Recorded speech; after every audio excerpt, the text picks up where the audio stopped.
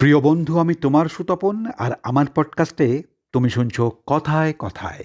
আজ শুধুমাত্র তোমাকেই শোনাবো প্রমথেশ বড়ুয়া বারবার প্রেমে পড়লেন কেন, তিনটে বিয়ে করেও একমাত্র সরজুবালাই প্রমথেশ বড়ুয়ার মনের মানুষ হলেন কেন, কিভাবে রাজপুত্র থেকে দেবদাস কিভাবে হলেন বাংলা ছবির প্রথম স্টার প্রমথেশ বড়ুয়া। রাজবাড়ির অন্দরমহল থেকে বেরিয়ে আসা চমকে দেওয়ার মতো এই সত্যিটা জানবার আগে চ্যানেলটা সাবস্ক্রাইব করে বেল আইকনটা প্রেস করে অল করে দিও বন্ধু। একটা সত্যি কথা বলি বন্ধু, একজন কি দুজন ছাড়া আমি কোনো মহিলার দিকে কখনো এগিয়ে যাইনি। আর তারা যদি আমার উপর হুমড়ি খেয়ে এসে পড়ে, তবে আমি কি করতে পারি বলো? আমিও তো একটা মানুষ, আর কতক্ষণই বা সেই আকর্ষণ থেকে আত্মরক্ষা করব। তবে হ্যাঁ, যদি কোনো মহিলার সঙ্গে আমার কখনো দৈহিক সংযোগ ঘটে, তারপরে সব পরিস্থিতিটা মোকাবিলা করবার জন্য কিন্তু আমি তৈরিই থাকি। তুমি তো জানো বন্ধু, আমি জীবনে কাউকে ঠকাইনি, ঠকাতে পারি না, ঠকাতে পারবও না। তাতে আমার ভাগ্যে যা ঘটে ঘটুক। আমি বললেও কথাগুলো কিন্তু আমার নয় বন্ধু, বাংলা ছবির প্রথম স্টার, একই সঙ্গে টলিউডের অন্যতম জন্মদাতা রাজপুত্র প্রমথেশ বড়ুয়ার। আর কথাগুলো তিনি বলেছিলেন তার সব থেকে প্রিয় ছোট ভাই লালজিকে। অসমের গৌরীপুরের রাজবাড়িতে লেখাপড়ায় হাতেখড়ি হবার আগেই হয়ে যেত বন্দুকে হাতেখড়ি। রাজাদের মতে তাদের ছেলেদের নাম সই করবার মতো বিদ্যা অর্জন করলেই হবে, কারণ তারা তো আর চাকরি করবে না, চাকরি দেবে। সুতরাং লেখাপড়া শেখার দরকারই নেই। যতই বলো না কেন, পেইন ইজ মাইটার দ্যান শোল্ড। আসল কথা হলো, একমাত্র বন্দুকই শত্রুর হাত থেকে বাঁচাতে পারবে। সুতরাং শিখতেই হবে বন্দুক চালানো। যদিও প্রমথেশচন্দ্র বড়ুয়ার বাবা অসমের গৌরীপুরের রাজা প্রভাতচন্দ্র মনে করতেন লেখাপড়ার সঙ্গে বন্দুক চালানোও শিখতে হবে, আর সেই জন্যই স্কুলে নয়, 5 ছেলে মেয়েদের লেখাপড়ার ব্যবস্থা করলেন বাড়িতেই। ধার্মিক গার্জিয়ান কাম প্রাইভেট টিউটর আশুতোষ বন্দ্যোপাধ্যায় প্রত্যেকটা রবিবার কীর্তন শিক্ষায় বালক প্রমথেশচন্দ্র বড়ুয়ার মনে বুনে দিলেন সংস্কৃতির বীজ। একই সঙ্গে বিখ্যাত দক্ষিণী সঙ্গীতকার ডিপি নাইডুর কাছে এসরাজ পিয়ানো বাজানো, এমনকি গান শিখে এমনভাবে গান গাইতেন যাতে করে শুধু গান নিয়ে থাকলেই বিখ্যাত সঙ্গীত শিল্পী হয়ে উঠতেই পারতেন। এটা আমার কথা নয় বন্ধু, কেএল সাইগাল, পঙ্কজ কুমার মল্লিক, কৃষ্ণচন্দ্র দের মতো প্রবাদ প্রতিম শিল্পীরা স্বীকার করেছেন এক বাক্যে। অত্যন্ত দক্ষ শিকারী রাজা প্রভাতচন্দ্র ছেলে মেয়েদের লেখাপড়া শেখার ভার টিউটরের হাতে তুলে দিলেও শিকার করাটা কিন্তু শেখাতেন নিজে হাতেই। ছেলে মেয়েদের বন্দুক ছোড়ার কায়দা কানুন শিখিয়ে চাকর বাকরদের সঙ্গে পাঠিয়ে দিতেন বাড়ির বাইরে। ধাপে ধাপে গাছের ফল, উড়ন্ত পাখিকে টার্গেট করে শুরু হতো টার্গেট প্র্যাকটিস। আর তারই সঙ্গে চলতো ঘোড়ায় চড়া, গাছে ওঠা, নৌকা চালানোর ট্রেনিং। ঘন্টার পর ঘন্টা কাঠ ফাটা রোদের মতোই দাঁড় করিয়ে রাখা হতো টানা বৃষ্টিতে। তৈরি হয়ে যেত সুবোধ বালক থেকে পোক্ত শিকারীর চাবুকের মতো শরীর। মাত্র 8 বছর বয়সেই যোগ দিত বার্ষিক শিকার উৎসবে, কারণ মূল লক্ষ্য হলো বাঘ শিকার। ছোটদের মন থেকে ভয় ভাঙাবার জন্য বড়রা গুলি করে ভেঙে দিতেন বাঘের কোমর। এবার ভয়ঙ্কর যন্ত্রণায় ছটপট করা বাঘের চোখের দিকে সোজা তাকিয়ে এক গুলিতে খতম করে দিত ছোটরা, যাতে হিংস্র সাপদ জন্তু সম্পর্কে ভয়টা প্রথম দিনেই ভেঙে যায় চিরকালের মতো। মাত্র 13 বছর বয়সেই প্রথম বাঘ শিকার করেন প্রমথেশ। যদিও শিকারে খুব একটা উৎসাহ ছিল না তার, কারণ তিনি ছিলেন পরিবারের বিপরীতে হাঁটা একমাত্র মানুষ। তাই একবার ছেলের ওপর রাগ করে উৎসবে শিকার না করেই ফিরে এলেন প্রমথেশের বাবা। এমনকি পরের বছরেও বার্ষিক শিকার উৎসবে যোগ দিতে যাননি বলেই গৌরীপুরের সমস্ত প্রজাদের কাছে মাথা হেঁট হয়ে গেল গোটা রাজ পরিবারের। তার সত্ত্বেও কিন্তু প্রমথেশচন্দ্র 54টা রয়্যাল বেঙ্গল টাইগার, 23টা চিতাবাঘ, একটা গন্ডার, ভাল্লুক, হরিণ আর অন্যান্য প্রাণী শিকার করেছেন অজস্র। তবুও রাজবাড়ির সবার থেকে কম শিকারটা কিন্তু তিনিই করেছেন। পরিবারের অন্য শিকারীদের মতোই নিজের হাতিতে চড়েই শিকারে যেতেন তিনি। পরিবারের প্রত্যেকটা হাতির মতোই তার হাতি জং বাহাদুর ছিল ওয়েল ট্রেন্ড। নিউ থিয়েটার্সের মুক্তি ছবির হাতিটাই প্রমথেশের সেই হিরো হাতি জং বাহাদুর। বাবা যতখানি কড়া মনের মানুষ, ঠিক তার বিপরীত মা সরোজবালা। মায়ের অত্যন্ত নরম মনের প্রভাবটাই গিয়ে পড়ল প্রমথেশের ওপর। তাই শিকারটাই পরিবারের প্রথম এবং প্রধান শিক্ষা হলেও পরিবারের একমাত্র সন্তানের প্রথম থেকেই ছিল শিকারের প্রতি প্রবল অনীহা। আর সেই জন্যই পশুর বিরুদ্ধে লড়াই না করে বাবা তো বটেই, গোটা পরিবারের বিরুদ্ধে প্রবল লড়াই করতে করতে শিকারটাই ছেড়ে দিলেন প্রমথেশ। 8 বছর বয়স পর্যন্ত গরুর বাট থেকে সদ্য ধোঁয়া ওঠা গরম দুধই ছিল তার প্রধান খাদ্য। 9 বছর বয়সে অন্নপ্রাশনের দিন আনন্দ উৎসবের বন্যা বয়ে গিয়েছিল গৌরীপুরে। বাবার থেকে মাসিক 2,500 টাকা অ্যানাউন্স পেয়েও জীবনে কোনোদিন বদলাননি নিজের মেনুতে। তাই মাঝে মধ্যে বন্ধু বান্ধবদের অনুরোধে অন্য ধরনের খাবার খেলেই পেট খারাপ করত। এমনকি বিদেশেও কাটাতেন মশলা ছাড়া সেদ্ধ ভেজিটেবল স্যুপ খেয়ে। বিদেশে যাওয়াটা তার কাছে নেশা ছিল বলেই মোট 11 বার গেছেন বিদেশে। বাড়িতে লেখাপড়া করবার পর স্কুলে প্রথম ভর্তি হলেন ক্লাস 9-এ কলকাতার হেয়ার স্কুলে। তারপর গৌহাটি থেকে ম্যাট্রিকুলেশন পাস করে 15 বছর বয়সে ফিজিক্স অনার্সের ছাত্র হিসাবে ভর্তি হয়ে গেলেন কলকাতার প্রেসিডেন্সি কলেজে। আর এখানে পড়তে পড়তেই 1921 সালে মায়ের ইচ্ছেতেই বিয়ে করলেন শ্যামবাজারের বিখ্যাত মিত্রবাড়ির মেয়ে মাধুরী দেবীকে। বিয়ে সম্পর্কে ছাত্রবেলা থেকেই প্রমথেশ অত্যন্ত রোম্যান্টিক বলেই মনে করতেন যাকে বিয়ে করব তাকে ভালো করে জানবো, বুঝবো, তার সঙ্গে কিছুটা মনের ভাব বিনিময়ও হবে, তবেই না। তাই বিয়েটা নিয়ে বাড়ির থেকে কোনো রকম ভাবনা চিন্তা শুরু করবার আগেই নিজের জীবনসঙ্গিনী খোঁজবার দায়িত্বটা নিজেই নিয়ে ফেললেন নিজের কাঁধে। তার পার্সোনাল ঘটক ছিলেন গৌরীপুরের বন্ধু এবং আত্মীয় রবীন অধিকারী। গোপনে প্রমথেশ খোঁজ করতেন সুন্দরী সর্বগুণ সম্পন্ন বিবাহযোগ্য পাত্রীদের। আর খোঁজ পেলেই বালিগঞ্জের বাড়ি থেকে প্যালেসের প্যাডে যোগাযোগ করা হতো পাত্রীপক্ষের সঙ্গে। জানিয়ে দিতেন মেয়ে দেখতে যাবার দিনক্ষণ। উপযুক্ত সাজুগুজু করিয়ে নির্দিষ্ট দিনে নির্দিষ্ট সময়ে পাত্র হয়ে প্রক্সি দেবার জন্য হাজির হতেন পাত্রীর বাড়িতে। আর প্রমথেশের প্ল্যান মাফিক পাত্রীর বাড়ি গিয়ে গোবেচারার মতো চুপচাপ করে বসে থাকতেন রবীনবাবু। অন্যদিকে বন্ধু সেজে মেয়ের সঙ্গে সাহিত্য, সঙ্গীত ইত্যাদি নিয়ে খোলামেলা আলাপ করতেন প্রমথেশ। আর এভাবেই 3-4টে মেয়ে দেখার পর এন্টালির একটা মেয়েকে প্রথম দেখাতেই মনে ধরে গেল প্রমথেশের। রবীনবাবুর মারফত বাবার কানে সে কথা তুললেন। কিন্তু ততদিনে রানী সরোজবালা মাধুরী দেবীকে দিয়ে বসেছেন পাকা কথা। আচমকা পর্দা পড়ে গেল সদ্য জেগে ওঠা প্রমথেশের প্রেমের ঘাড়ের ওপর। মনটা খুঁতখুত করছিল ঠিকই, কিন্তু শুভদৃষ্টির সময় মাধুরী দেবীর চোখে চোখ রাখতেই মনে মনেই বসে পড়লেন বিয়ের পিঁড়িতে। আর বাবার আদেশ অমান্য করলেও এবারেও কিন্তু শিরোধার্য করেই নিলেন মায়ের আদেশ। কিন্তু ওই বিয়ে যদি কোনো কারণে না হতো, তাহলে প্রমথেশের জীবন যে কোন খাতে বইত তা কিন্তু বলা যায় না। কারণ তার জীবনে একটার পর একটা বিপর্যয় দেবী দুর্গার মতো 10 হাতে সামলে মাধুরী দেবী হয়ে উঠেছেন যথার্থ স্ত্রী। অবশ্যই সারা জীবন ধরে প্রমথেশবাবু তার অনেকগুলো স্ত্রীর মধ্যে দেবীর সম্মান কিন্তু দিয়ে গেছেন একমাত্র মাধুরী দেবীকেই। প্রেসিডেন্সি কলেজে পড়ার সময় থেকেই নাটক দেখার সঙ্গে নাটকে অভিনয় করাটাই হয়ে উঠল তার প্রধান নেশা। তাই কলেজের ছুটিতে গৌরীপুরে গিয়ে বন্ধু বান্ধবদের নিয়ে তৈরি করলেন নাটকের club Gauripur young men's association. সব রকম খেলাধুলা, সমাজসেবাতেও এগিয়ে থাকতেন। বিশেষ করে ক্রিকেট আর বিলিয়ার্ড খেলাতেও দারুণ দখল ছিল। তার খেলা দেখে শুধু বাড়ি বা স্টেটের লোকেরা নয়, অবাক হয়ে যেতেন সাহেবরাও। রাজপুত্র হয়েও রাজা রাজা করেন, চিরকাল ঠিক তার উল্টোটাই করে এসেছেন প্রমথেশ। গোটা পরিবারের ঐতিহ্যকে জলাঞ্জলি দিয়ে ছোট থেকেই শিকার থেকে সরিয়ে নিলেন নিজেকে। এমনকি প্রজাদের পেটে লাথি না মেরে সমাজসেবায় যে উদাহরণ তিনি রেখেছেন, তার পরিবারের একজনও কিন্তু এ বিষয়ে তার ধারে কাছেও আসতে পারেননি।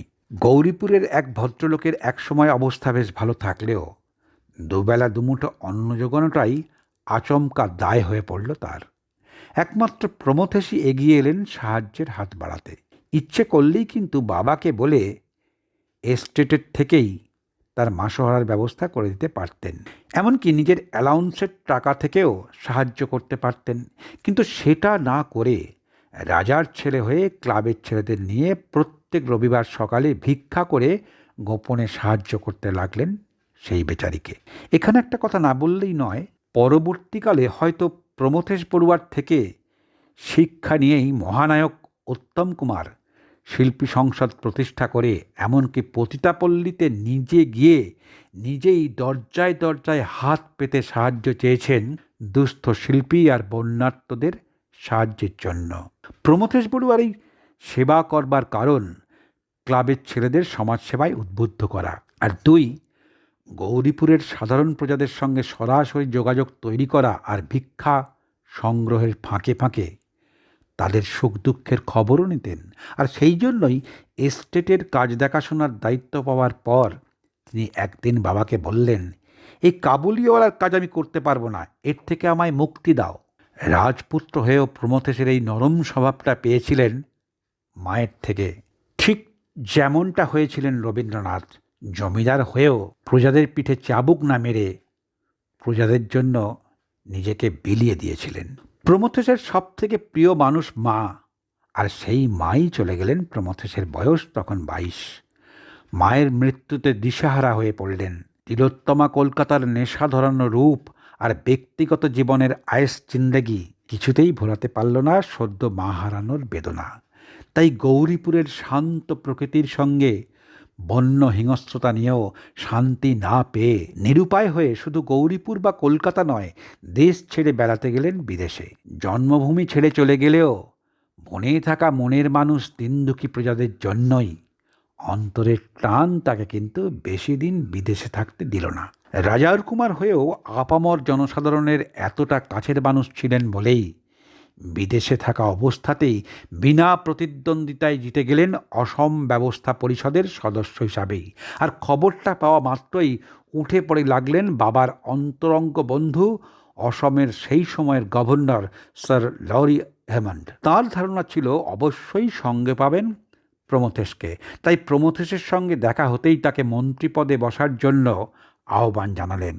কিন্তু প্রমথেশ তখন রীতিমতো দেশাত্মবোধে উদ্বুদ্ধ, তাই কলকাতায় ছাত্র অবস্থাতে ইতিমধ্যেই দেখে ফেলেছেন রাজনীতির আগুন। কলকাতা তখন ভারতীয় রাজনীতির প্রাণকেন্দ্র। দেশবন্ধু চিত্তরঞ্জন দাস তখন বাংলার জনপ্রিয় নেতা। প্রমথেশ তো আর ধান্দার জন্য দলবদলু হতে পারেন না, নিজেই নিজেকে বিকিয়ে দেবার মানুষ তো নন। তাই যে মানুষটা নিজের বাবার কাছে একটা দিনের জন্যেও মাথা নত করেননি, তার উপরে আবার তার কাছে দেশবন্ধু চিত্তরঞ্জন দাসের মতো মানুষ তখন সদ্য আদর্শ। তাই তার আদর্শের জন্যই আসামের রাজনীতিতে ব্রিটিশ গভর্নর হরি হামন্ডের অনুরোধে মুখের ওপর ফিরিয়ে দিয়ে আসামের রাজনীতিতে যোগ দিয়ে তিনি হলেন স্বরাজ পার্টির অ্যাসেম্বলির চিফ।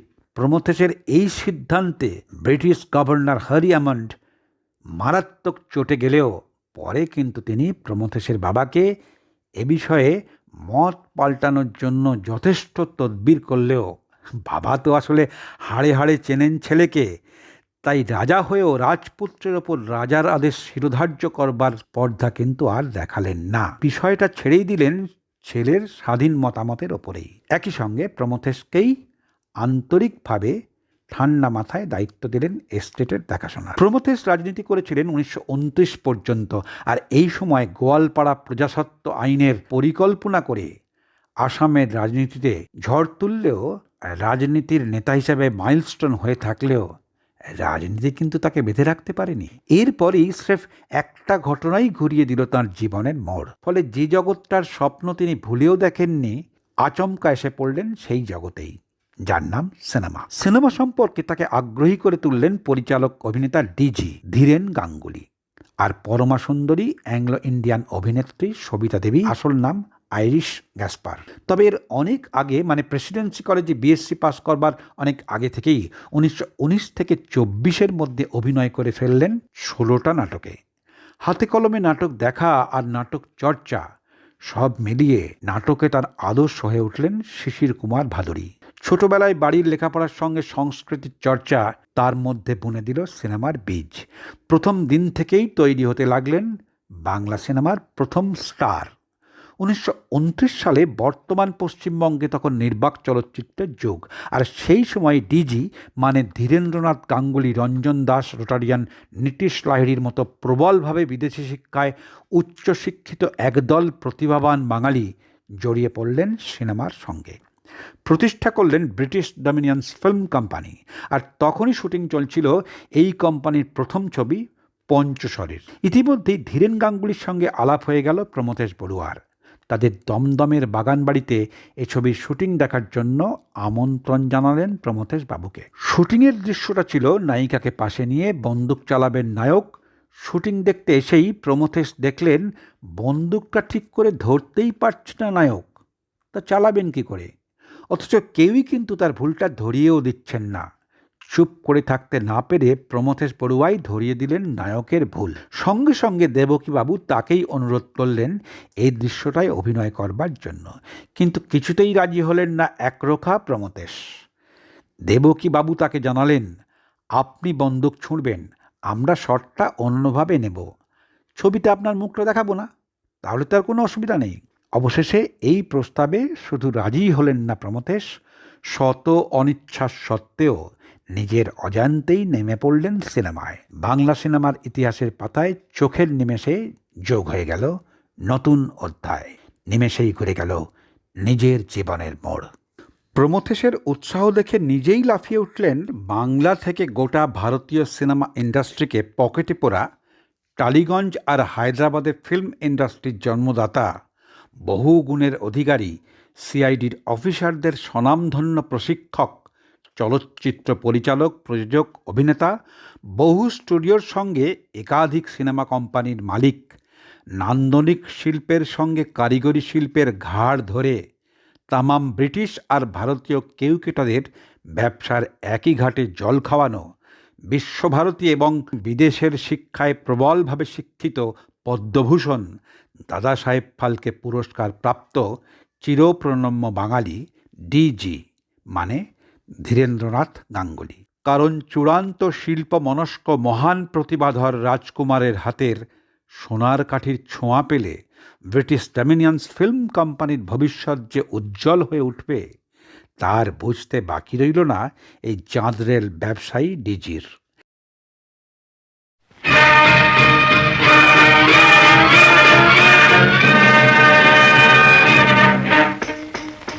তাই এই কোম্পানির বাংলা ইংরেজিতে তৈরি পরের ছবি টাকায় কিনা হয়, মানি মেক্স হোয়াট নটে অভিনয় করলেন প্রমথেশ। প্রমথেশ বাবুর একদিনের কাজ বাড়তে বাড়তে গিয়ে দাঁড়ালো 7 দিনে। শুধু ছবির সঙ্গে নয়, জড়িয়ে পড়লেন ছবির পরমা সুন্দরী লাস্যময়ী বিখ্যাত নায়িকা সবিতা দেবীর সঙ্গে, যার আসল নাম আইরিশ গ্যাসপার। কিন্তু বন্ধুর যথার্থ মঙ্গলের জন্যই কাবাব মে হাড্ডি হয়ে প্রমথেশকে সতর্ক করে দিলেন প্রমথেশেরই আবাল্য বন্ধু, তারই গাড়ির ড্রাইভার এবং পার্শ্বচর গৌরীপুরের নির্মল বরকাকতি। ব্যাস, প্রেমের কুঁড়ি ফুল হয়ে ফুটতে না ফুটতেই পড়ে গেল প্রেমের পর্দা। আর সেই সময়ই অ্যাংলো ইন্ডিয়ান সোসাইটি আমাদের সমাজের চোখে ম্লেচ্ছ, তাছাড়া অভিনেত্রীদের মোটেই ভালো চোখে দেখত না। সুতরাং ম্লেচ্ছ আইরিশের সঙ্গে রাজার কুমার প্রমথেশের বিয়েকে কিছুতেই মেনে নেবেন না গৌরীপুরের রাজ পরিবার। তাই একদিকে প্রমথেশের বন্ধু নির্মলবাবুর এই সাবধান বাণী, আর অন্যদিকে এই সময় 1930-এ অসুস্থ হয়ে চিকিৎসার জন্য প্রমথেশ ইউরোপে যাওয়ায় খসে পড়ল প্রমথেশ আইরিশ জুটির সদ্য পেকে ওঠা টুসটুসে প্রেমের ফল। প্রমথেশ ইউরোপে চলে গেলেও সিনেমার ভূত কিন্তু তাকে ছেড়ে গেল না। কথায় বলে না, ঢেঁকি স্বর্গে গেলেও ধান ভানে। তাই তখন তার মাথায় বুড়বুড়ি কাটছে ফিল্ম সম্পর্কে নানান আইডিয়া, চাগার দিচ্ছে নতুন কিছু করে দেখাবার নেশা। কিন্তু তখনও পর্যন্ত ঠিকই করে উঠতে পারেননি ঠিক কী করবেন। এদিকে কলকাতা থেকে রওনা হবার আগেই খবর পেয়ে গেলেন ব্রিটিশ ডমিনিয়ন্স ফিল্ম কোম্পানির অবস্থা একেবারে ডুবুডুবু। কারণ এরই মধ্যে কোম্পানি থেকে বেরিয়ে এসেছেন স্বয়ং দেবকী কুমার বসু আর বিখ্যাত ক্যামেরাম্যান কৃষ্ণগোপাল। বড়ুয়া সাহেব বুঝলেন নতুন কিছু করে দেখাবার এটাই মোক্ষম সুযোগ। ইতিমধ্যেই মাত্র কিছুদিনের মধ্যেই দেবকী বসুর মধ্যে তিনি খুঁজে পেয়ে গেলেন ছাই চাপা আগুন। আর দেবকী কুমার বসুও প্রমথেশের মধ্যে দেখতে পেলেন বাংলা সিনেমার প্রথম মেগাস্টারকে। স্বপ্নকে সাকার করতে ইউরোপ যাবার সময় জাহাজে বসেই ফিল্মের ব্যাপারে দেবকীবাবুর সঙ্গে যোগাযোগ শুরুই করে দিলেন প্রমথেশ। প্রমথেশবাবু নিজের চিকিৎসা করতে তো চলে গেলেন ইউরোপে, কিন্তু ওই যে বললাম না, ঢেকি স্বর্গে গেলেও ধান ভানে। তাই নিজের রোগের চিকিৎসাটা নিজের কাছেই হয়ে গেল সেকেন্ড প্রেফারেন্স। আর প্রথমটা হলো, মনে মনে তিনি ভেবেই রেখেছিলেন সুযোগ যদি পান তাহলে অবশ্যই ইউরোপে বসেই হাতে কলমে সিনেমা তৈরির কাজটা একটু শিখেই নেবেন। আর সেই সুযোগটাও ঘটে গেল। আসলে যে খায় চিনি তাকে যোগায় চিন্তামণি। তাই রবীন্দ্রনাথ ঠাকুর তখন বেড়াতে এসেছেন ইউরোপে। প্রমথেশ সটান তাকেই গিয়ে ধরলেন নিজের পরিচয়পত্র লিখে দেবার জন্য। প্রমথেশের সঙ্গে আলাপ করে অত্যন্ত খুশি হলেন রবীন্দ্রনাথ, কারণ জহুরির কি আর জহর চিনতে বাকি থাকে। তাই এক কথায় পরিচয়পত্র লিখে দিলেন তাকে। আর সেটা নিয়েই ফ্রান্সের কক্স স্টুডিওতে গিয়ে প্রমথেশ দেখা করলেন মিস্টার রজার্সের সঙ্গে। আর তারই তত্ত্বাবধানে লন্ডন থেকে সিনেমা তৈরির প্রশিক্ষণ নিয়ে প্যারিসে সিনেমার কাজে রাজপুত্র যোগ দিলেন লাইট বয় হিসাবে। ভাবা যায়? শুধু তাই নয়, ফেরার সময় প্যারিস থেকেই সিনেমা তৈরির জিনিসপত্র কিনে এনেই ঝাঁপিয়ে পড়লেন সিনেমা তৈরির কাজে। 1931-এর শুরুতেই দেবকী বসুর সঙ্গে ক্যামেরাম্যান কৃষ্ণগোপালকে নিয়ে প্রতিষ্ঠা করলেন বড়ুয়া ফিল্ম ইউনিট। দেবকী বসুর কাহিনী আর পরিচালনায় তৈরি হয়ে গেল তাদের প্রথম ছবি অপরাধী। প্রমথেশবাবু ইউরোপ থেকে শিখে এসে প্রয়োগ করলেন আর্টিফিশিয়াল লাইট। শুধু টালিগঞ্জের নয়, এটা প্রথম ভারতীয় সিনেমা যাতে অভিনেতার মুখের উপর রিফ্লেক্টর দিয়ে সূর্যের আলো প্রতিফলিত করে শুরু হলো দৃশ্যগ্রহণ। আর সেই সঙ্গে ব্যবহার করলেন বৈদ্যুতিক আলোর ফ্ল্যাড লাইট। নিজের কাহিনী নিয়েই পরিচালক সুশীল মজুমদারকে দিয়ে তৈরি করলেন তাদের দ্বিতীয় ছবি একদা। বিদেশ থেকে শুধু সিনেমার কাজ শিখেই এলেন না, ফিল্ম কোম্পানি প্রতিষ্ঠা করে ছবি প্রযোজনাতেই থামলেন না। কলকাতার বুকে তৈরি করলেন বড়ুয়া স্টুডিও। আর এই দুটো ছবিরই শুটিং হলো তার নিজের এই স্টুডিওতেই। কিন্তু মুশকিল হলো যে প্রমথেশ বড়ুয়া ঠিক যতটাই শিক্ষিত এবং যত বড় প্রতিভার অধিকারী, ঠিক ততটাই আবেগপূর্ণ বেহিসাবি মানুষ। আর সেই জন্যই যা ঘটবার তা ঘটেই গেল। একদিকে স্টুডিও তৈরিতে জলের মতো খরচ হলেও কাজে আর অকাজে খরচ হওয়া টাকার কোনো হিসেবই নেই। আর এই অবস্থাতেই প্রমথেশবাবু তখন বুঁদ হয়ে আছেন তার অনাথ ছবির চিত্রনাট্য তৈরিতে। তাই লক্ষ্মী সরস্বতীর মধ্যে লাগলো ঝামেলা। স্টুডিও তৈরির বাজেটের ডাবলেরও বেশি খরচ হয়েও স্রেফ টাকার অভাবে বন্ধ হয়ে গেল স্টুডিও তৈরি। কারণ তাঁর বাবার থেকে স্টুডিও তৈরির জন্য ছেলের আনা টাকা উবে গেল কর্পূরের মতো। উল্টে দেনার দায়ে বিক্রি হয়ে গেল তার স্বপ্নের স্টুডিও। আজ থেকে 120-25 বছর আগে গৌরীপুরের এস্টেট থেকে বছরে বাবার রোজগার ছিল 9 লক্ষ টাকা। তবুও তার সব থেকে আদরের ছেলেটাকে মাসিক 2,500 টাকা অ্যালাউন্স দেওয়ার পরেও ছেলের স্বপ্ন পূরণের জন্য লাগে লাখ টাকা দেবে গৌরী সেন হয়েও প্রায় সব টাকা দিয়েও আচমকা হাত তুলে নিলেন বাবা। কারণ তিনি জানতেন এবং সেই মুহূর্তে বুঝেও গিয়েছিলেন যে তার সব থেকে আদরের ছেলে মণি, মানে বড় ছেলে প্রমথেশের দ্বারা আর যাই হোক ব্যবসাটা বাবু কোনোদিনও হবে না। সুতরাং ওর টাকা পাঁচভূতেই খাবে।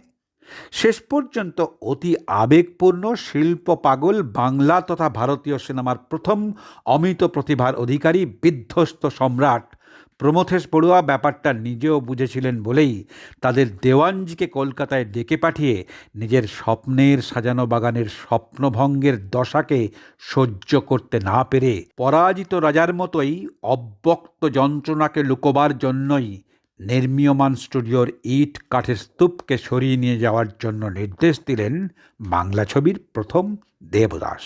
আর এই রকম অবস্থাতেই হঠাৎ নতুন করে দেখা হয়ে গেল ছেলেবেলার বন্ধু ক্ষিতি, মানে অমলাবালার সঙ্গে। যথারীতি বন্ধু থেকে হলেন প্রেমিকা। প্রমথেশবাবু নিজের প্রথম স্ত্রী মাধুরীলতা দেবী আর দুটো ছেলে থাকার সত্ত্বেও বাবার অত্যন্ত আদরের বড় ছেলেটাই বাবার অবাধ্য হয়ে বিয়ে করলেন অমলাবালাকে। তবে ব্যাপারটা কিন্তু দু লাইনে আমি বলে দিলেও অত সহজে মিটল না বন্ধু।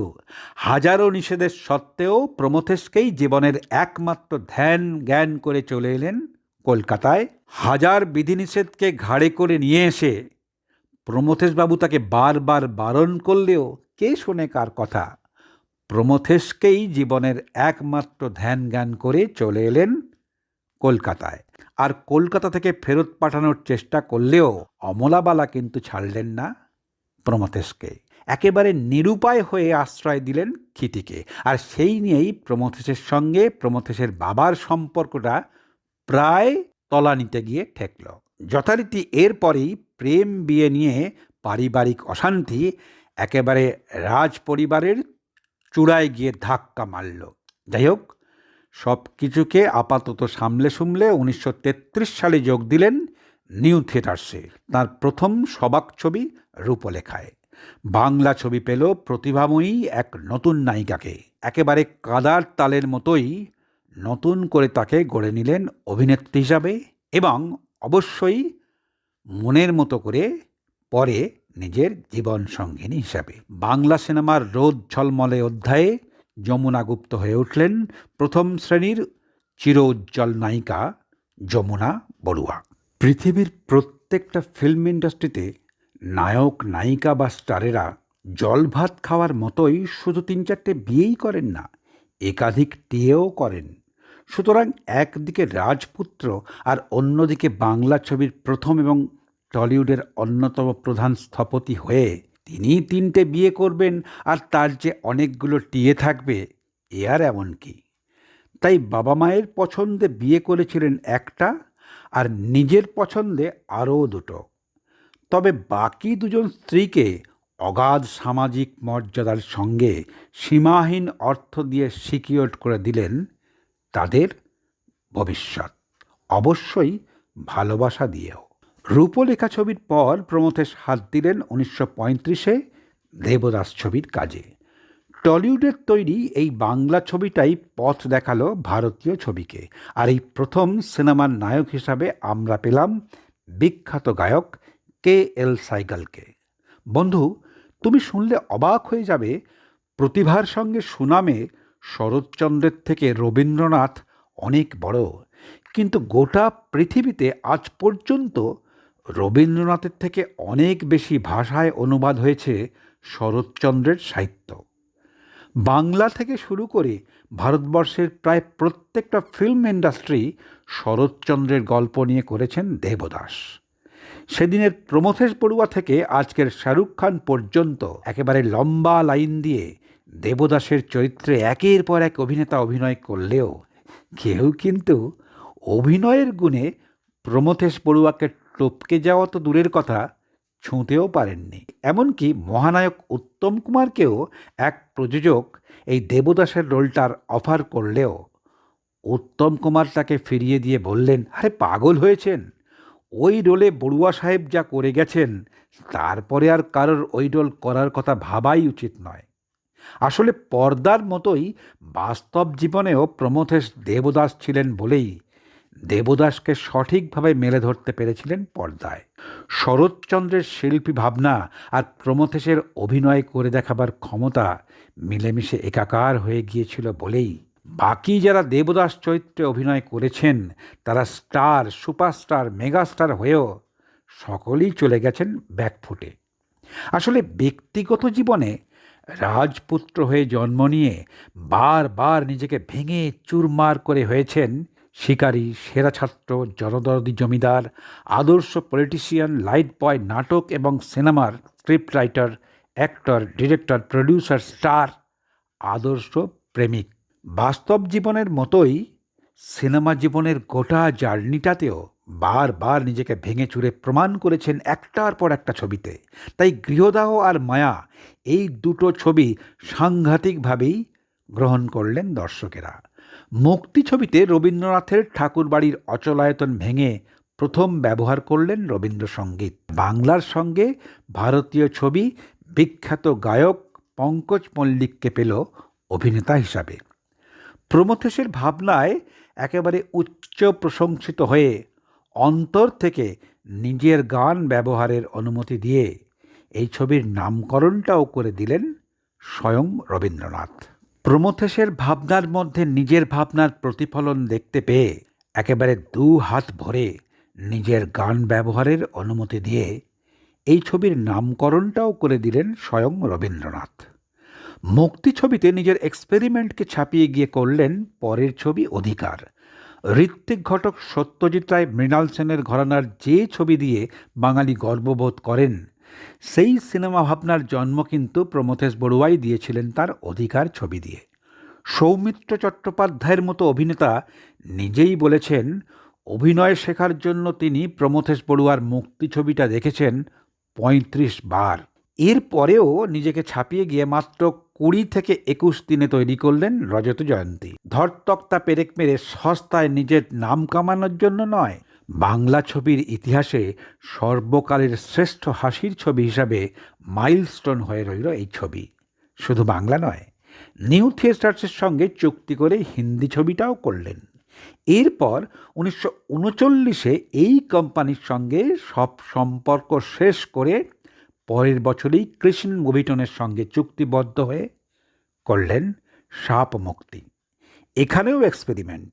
একেবারে নতুন মুখ রবীন মজুমদারের সঙ্গে পদ্মা দেবীকে নতুন জুটি করে তুলে আনলেন নায়ক নায়িকা হিসাবে। আর এই সময়ই নিজের টপ মার্কেট থাকার সত্ত্বেও পার্শ্ব চরিত্রে অভিনয় করলেন নিজে। শিল্পের সঙ্গে ব্যবসার হ্যান্ডশেক করিয়ে ঝড় তুললেন দর্শকদের মনে। কোথাও থামবেন না বলেই ১৯৪০-এর শেষেই মুরলীধর চট্টোপাধ্যায়ের সঙ্গে শুরু করলেন এমপি প্রোডাকশনসের প্রথম ছবি মায়ের প্রাণ। নায়িকা হিসেবে আনলেন মঞ্চের দুর্ধর্ষ সুন্দরী অভিনেত্রী সরজুবালা দেবীকে। পরের বছরই নিজের ফাটাফাটি মার্কেট আর টপ গ্ল্যামারকে কাজে লাগিয়ে অপরূপা সুন্দরী প্রতিভাময়ী অভিনেত্রী কানন দেবীর সঙ্গে জুটি বেঁধে তামাম দর্শককে উপহার দিলেন সুপার ডুপার হিট ছবি শেষ উত্তর।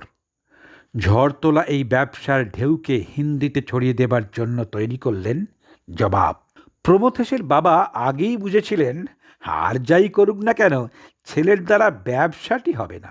তাই ব্রিটিশ কেউকেটাদের ঘাড় ধরে তার এঁদো পুকুরে জল খাওয়ানো দোর্দণ্ড প্রতাপ জমিদার বাবার সঙ্গে যেমন মতের মিল হয়নি বলে বাবাকেও সাইড করে দিয়ে চলে এসেছিলেন, ঠিক তেমনি করেই এক কথায় ব্রিটিশ গভর্নরকে একেবারে নক আউট করে দিয়েছিলেন। শিল্পের সঙ্গে ব্যবসার শুভদৃষ্টি হবার প্রথম লগ্ন থেকেই সম্পর্কটা বড় ঠুনকো। তাই প্রডিউসারের সঙ্গে একজন সৃজনশীল মানুষ হিসাবে, জাত শিল্পী হিসাবে কোনোদিনই মিলল না তার। এরপর নিজেই কেটে দিলেন এমপি প্রোডাকশনসের সঙ্গে নিজের গাঁটচুড়োর বন্ধন। এরপর টানা ২ বছর প্রমথেশের আর কোনো ছবি বাজারে এলো না। তবে ঠিক ২ বছর পরে মুক্তি পেল চাঁদের কলঙ্ক। পুরানো স্টুডিওগুলোর শিবরাত্রির সলতের মতো জেগে থাকা আজকের ইন্দ্রপুরী স্টুডিওর মালিক কর্ণানীরা বাংলা এবং হিন্দি দুটো ভাষাতেই তাকে দিয়ে করালেন শুবে শাম। গ্রিক ট্র্যাজেডির মতোই এবার প্রমথেশের জীবনে নেমে এলো ভারতীয় পৌরাণিক দেবতা রাহুর গ্রাস। ১৯৪৫ সালে মারা গেলেন তার বাবা। স্বাভাবিকভাবেই বড় ছেলে হিসাবে রাজার দায়িত্ব নেবার জন্য তার ডাক পড়লেও এই অমিত প্রতিভার অধিকারী তখন আজীবন যুদ্ধ করে শারীরিক মানসিকভাবে বিধ্বস্ত, ক্লান্ত, অবসন্ন। তাছাড়া জমিদারি সামলানোর কাজটাকে তিনি আজীবন কাবুলিওয়ালার চোখেই দেখে এসেছেন বলেই তাই এই দায়িত্বটা নিজের হাতেই তুলে দিলেন নিজের ছোট ভাই লালজি প্রকৃতিচন্দ্র বড়ুয়ার হাতে। বাবাকে হারানোর গভীর বেদনা বুকে নিয়ে নতুন করে নেমে পড়লেন যুদ্ধের ময়দানে। শুরু করলেন হিন্দি ছবি রানী এবং আমেরি। অঞ্জলি দেবীর সঙ্গে জুটি করে নিজেকে প্রধান ভূমিকায় রেখে তৈরি করলেন অগ্রগামী। আর ঠিক এরপরেই মায়াকানন ছবিটা তিনি শেষ করতে না পারলেও তার ড্যামি ব্যবহার করে ছবিটা শেষ করলেন অবনী মজুমদার। ২১টা ছবি পরিচালনা, ১৭টাতে অভিনয়, ১৬টা নাটকে অভিনয় এবং পরিচালনা করে একদিকে শরীর অন্যদিকে অর্থ কেউই সঙ্গ দিল না আর। 1948-এ অর্থকষ্ট, তার থেকেও বেশি রোগের যন্ত্রণা বুকে নিয়ে যমুনা দেবীকে সঙ্গে করে নিয়ে গেলেন চিকিৎসার জন্য সুইজারল্যান্ডে। আর বাঁচবেন না জেনেও জীবনের এই শেষ পর্বে ফেরার পথে লন্ডন হয়ে এসে সেখানে প্রডিউসিং কোম্পানি E.J. আর্থার র্যাঙ্কের সঙ্গে আবারও আলোচনা এবং যথারীতি এক্সপেরিমেন্ট, তবে এবারে শিক্ষামূলক সিনেমা। এই অবস্থাতেই ফিরে এসে ভারত সরকারের সঙ্গে কথা বললেন, কিন্তু না, না শরীর, না সময়, না সরকার, সবাই ছেড়ে দিল শিল্পের জন্য নিবেদিত দুর্বার এই মানুষটার হাত। মারা যাওয়ার ঠিক 3 মাস আগেও নিজের শরীর সারানোর জন্য আবার 1951 সালে আবার বিদেশে গেলেও 1951 সালে 29শে নভেম্বর টালিগঞ্জের একমাত্র রাজকুমারের জীবনের সঙ্গে সমাপ্ত হল বাংলা তথা ভারতীয় সিনেমার গৌরবোজ্জ্বল ইতিহাসের রাজত্বের একটা চূড়ান্ত অধ্যায়।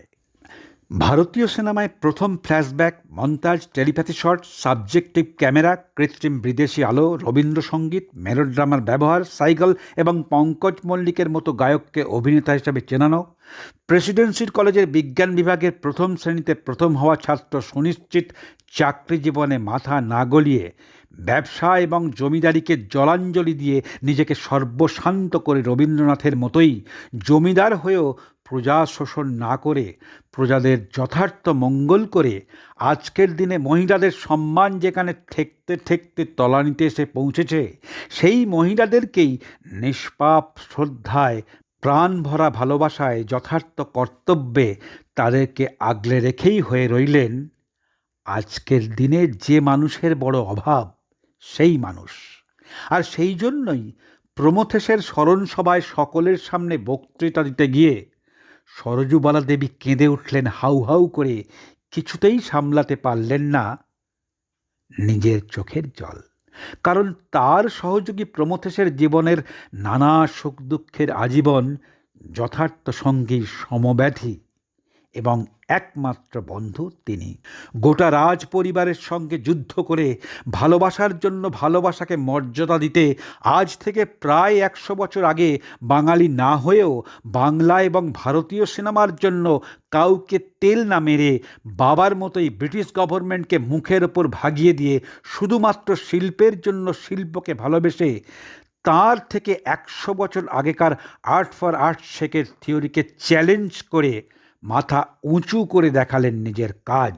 সব মিলিয়ে বুক ভরা অপমান নিয়ে গোটা জীবনকে বাজি রেখে বড়ুয়া সাহেব হয়ে উঠলেন বাংলা তথা ভারতীয় সিনেমার বজ্রকঠিন মহিরুহ, দুরন্ত আইকন, দুরন্ত দুর্বার প্রতিভার একটা উজ্জ্বল, একটা গৌরব উজ্জ্বল, দুর্বার দুরন্ত প্রতিভার একটা যুগ, গৌরব উজ্জ্বল একটা সুবর্ণ ইতিহাস।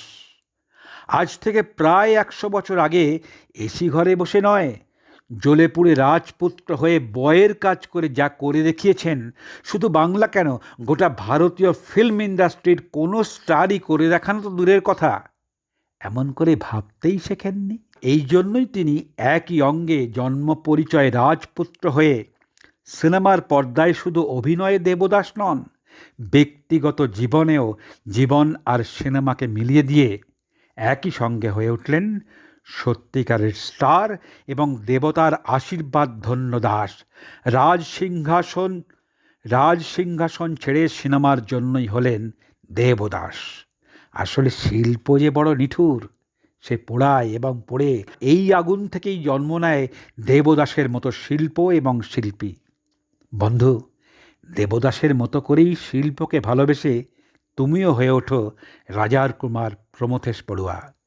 যে ভিডিওটা শুধুমাত্র স্ক্রিপ্ট করতেই টানা 1 মাসেরও বেশি সময় লেগে গেল, যদি খুব ক্ষতি না হয় তাহলে বন্ধু শেয়ার করে সাবস্ক্রাইব বটনে তোমার ভালোবাসার আঙুলটা প্রমথেশ বড়ুয়ার মতোই না হয় একবার ছুঁয়ে দিলে।